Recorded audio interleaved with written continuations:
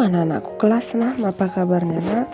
Ya, semoga tetap dalam keadaan sehat ya, tetap semangat ya nak.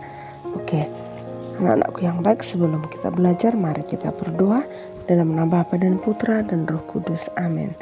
Bapa yang baik, kembali kami bersyukur kepadamu atas segala berkat-Mu yang berlimpah yang telah kami terima hingga pada saat ini. Kami kembali belajar agama, senantiasa merahmati kami dengan segala kebaikan-Mu, agar setiap pelajaran yang telah diberikan kepada kami, khususnya agama, kami memperoleh kebaikan dan kami praktekkan dalam kehidupan kami untuk menolong dan memberikan perhatian kepada sesama kami yang membutuhkan. Doa ini kami persembahkan kepadamu dengan perantaraan Kristus Tuhan kami. Amin. Dalam nama Bapa dan Putra dan Roh Kudus. Amin. Ya, anak-anakku yang baik, mari kita kembali belajar. Ya, pada minggu yang lalu ya, kita telah mempelajari tentang kesetiaan Allah. Bagaimana Allah selalu setia kepada kita walaupun kita tetap berbuat jahat, melanggar perintah Allah. Allah selalu setia kepada bangsa Israel, dan mereka ditolong melalui Raja Kores, dan mereka kembali dari pembuangan ke Yerusalem. Ya, maka hari ini kita kembali melihat kehancuran Israel dan harapan datangnya Mesias. Ya, anak-anak ibu yang baik, ibu membuat satu gambar ya, yaitu petugas pemadam kebakaran sedang memadamkan api. Maka apa makna yang dapat kamu petik dari gambar ini ya? Boleh nanti dijawab pada tugasmu ya. Anak-anakku yang baik, ada sebuah cerita mengenai pertolongan yang tak terduga. Kalau anak-anak ibu yang baik mengingat suatu gempa bumi ya, James adalah salah seorang korban gempa bumi yang berhasil selamat setelah beberapa hari tertimbun reruntuhan bangunan. Dia seorang pemuda yang sebenarnya kebetulan lewat dari tempat itu ketika gempa terjadi. Dengan mengendarai sepeda motornya, James hendak berkunjung ke tempat saudaranya sekitar 15 km dari tempat itu. Saat itu James melihat orang berlarian ke sana kemari sambil berteriak gempa, gempa. Dalam keadaan panik, James tidak tahu hendak pergi kemana. Tiba-tiba gedung ada depannya runtuh dan menimpa dirinya, sehingga seluruh tubuhnya tertimbun bangunan. Hanya sekitar kepala dan hidung yang tidak terkena, sehingga dia tidak bisa berteriak minta tolong. Ya, maka sebagian lagi tubuhnya tertutup dan matanya juga, kepalanya tertutup, sehingga orang tidak menemukan dia. Maka setelah gempa reda, ya, pemerintah setempat yang mengarahkan SAR, penolong gabungan dan para sukarelawan untuk mencari para korban gempa dengan menggunakan anjing pelacak dan alat berat ya. Puluhan korban berhasil dievakuasi ya. Dan ada juga yang tidak benar. Tetapi si James ini tidak bisa ditemukan. Ya. Dan dia mendengar suara sudah sunyi dan dia berdoa kepada Tuhan dalam hatinya agar Tuhan mengirimkan penolong baginya. Setelah seluruh korban dianggap hilang telah ditemukan, maka pencarian pun dihentikan. Ya.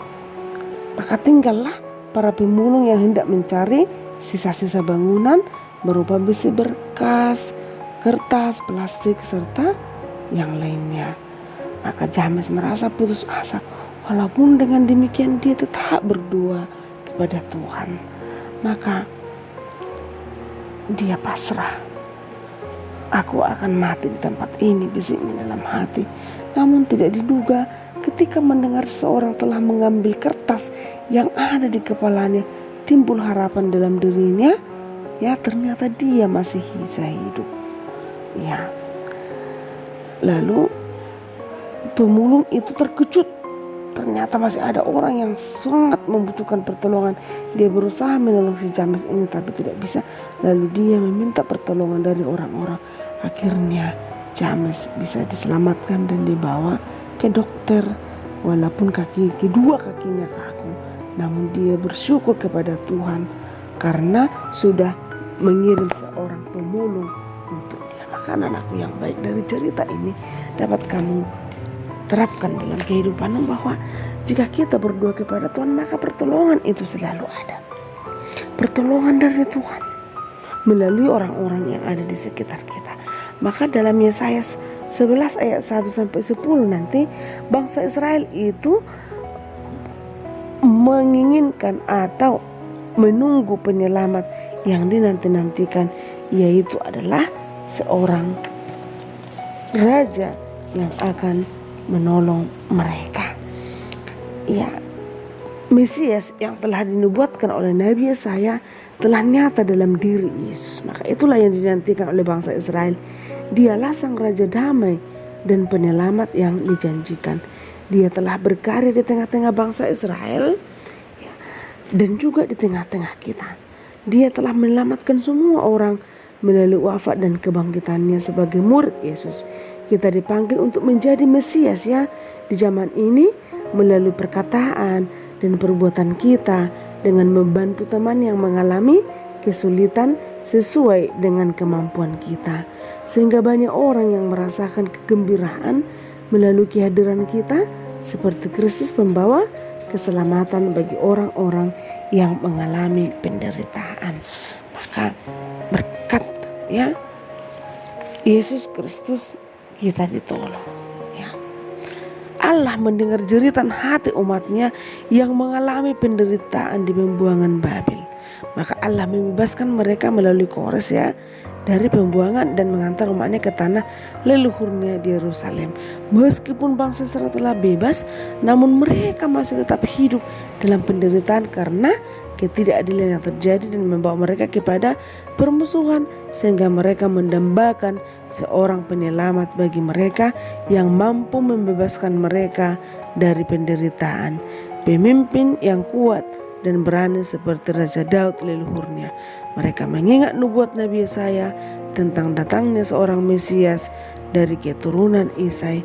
Mereka selalu menantikan hal itu sungguh segera terjadi. Maka anak-anakku yang baik, dari pelajaran ini apa yang dapat kamu petik? Yang pertama itu adalah bahwa kita harus menampakkan sikap peduli pada sesama dan terus bersemangat dan berjuang menolong sesama yang membutuhkan. Itu tadi dalam cerita itu ya, maka ditolong oleh orang lain. Si James sudah berputus asa, tetapi dengan berdoa dia memperoleh pertolongan dari orang lain. Maka kita juga menunjukkan sikap kecil saja kepedulian kita kepada sesama yang membutuhkan ya. Ya, maka Allah selalu setia pada janjinya agar kita supaya kita selalu berdoa ya, maka Tuhan akan setia kepada kita pada janjinya jika kita selalu berdoa ya. Sebuah doa sebagai ungkapan pengharapan akan pertolongan dari Tuhan untuk hidup kita ya. Bagaimana cara kita membantu orang-orang di sekitar kita? Ya, hal-hal kecil saja sayangku, anak-anakku yang baik ya, mengumpulkan bantuan berupa uang atau pakaian bekas bagi orang-orang yang membutuhkan dan kita berikan ke panti asuhan ya. Anak-anakku yang baik, demikian yang bisa Ibu sampaikan. Terima kasih.